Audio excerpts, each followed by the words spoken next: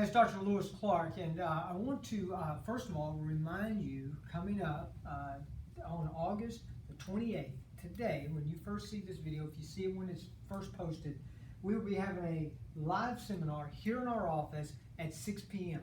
covering the truth and nothing but the truth, and why the truth matters more than you think it does, okay, regarding your health, regarding what's going on in our world today. So looking forward to that seminar, but today I want to focus in on the wellness mindset, and more than the wellness mindset today, we're going to talk about true wellness, and I'm going to talk to you about your immune system. So your immune system has 3 different levels that I want to break it down into today, because it can go wrong in any one of these levels, and it can either in some places go hypersensitive, and sometimes it can go weak. And so let's look at the first level, which is your physical barriers.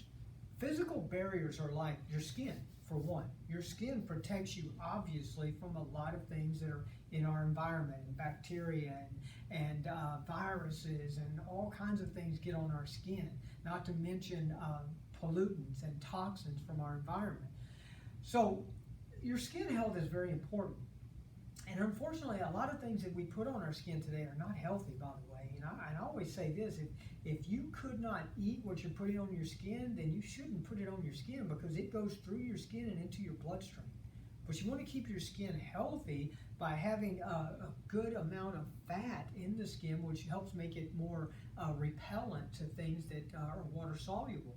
So unfortunately, cholesterol-lowering drugs make people's skin a lot drier. So older people have a problem with their barrier, their skin, and they end up with more skin breaking down, and then more things getting into their bloodstream that can cause problems. But the skin is only one. You also have a lung barrier, as well as a mucosal lining throughout your airways, and of course your gut barrier. And then lastly, you have your blood-brain barrier. These are all intended to be like a screen on a window. They let air through, but they don't let the mosquitoes through, right? But what happens if you get a cut or a hole in your screen window or your screen on your door, is that then you get those little pests inside your house, which you don't like. And the same thing happens in your body when you lose your physical barriers. So leaky gut, blood-brain barrier breaches, and other things are immune system problems, and they cause now the second and third line of defense to begin to get activated. By the way, there's a whole process of rebuilding these physical barriers. We'll discuss in another video another time. But the second response is then, once something's in the bloodstream that's not supposed to be there, is you have white blood cells in the form of like macrophages and lymphocytes and natural killer cells and things like that that attack whatever is not supposed to be there. That is called the Th1 immune response, or the innate immune response. And so that is very inflammatory. It causes a lot of damage because it's killing things, all right? And so you don't want this to be hypersensitive, because this is where food sensitivities can come in, and hypersensitivities to environmental things, okay? And even autoimmunities can stem from this.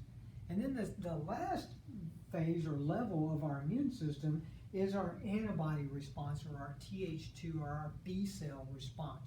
In this, the immune system is actually going to put a tag on a particular either virus or bacteria or food even, or something else that it determines to be foreign. It's going to put a tag on it, so the next time that it's seen, you don't just get a Th1 response. Now you get a whole army of different types of immune cells that come in there to attack it.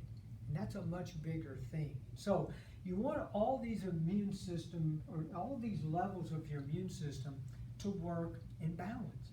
You don't want them to be over-responding, and you certainly don't want them to be under-responding. You don't want your Th1 to be up here and your Th2 down there, or vice versa.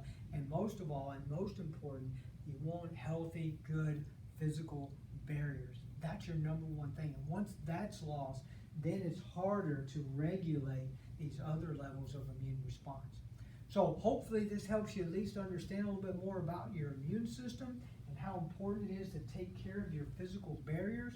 And unfortunately, a lot of medical interventions that we do, in particular things like drugs, can destroy our physical barriers and make us more susceptible to other problems. So we're going to learn more about this in that seminar this Thursday, 6 p.m. Hopefully I'll see you live here at the office. Looking forward to it. Until then, live life well and God bless.